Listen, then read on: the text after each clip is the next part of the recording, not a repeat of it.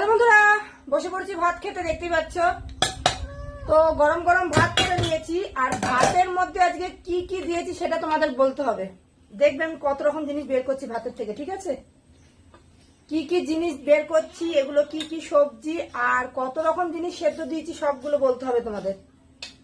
আর এগুলোর নিচে কি রয়েছে সেটা পরে বলছি, ওকে? এটা নিয়ে তো অনেক রকম কমেন্টস আসবে, আমি জানি। এগুলো শুনতে শুনতে এখন আমাদের অভ্যাস হয়ে গেছে, বলতে থাকো, কোনো ব্যাপার না। তো করকম হলো এই পর্যন্ত, এটা কি বুঝতে পারছো?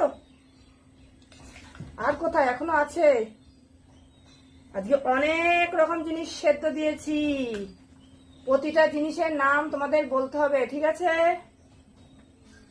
দেখো, এই যে এটা কিন্তু আমার বাড়ির মুরগি, ঠিক আছে? মানে বাড়ির মুরগির আন্ডা।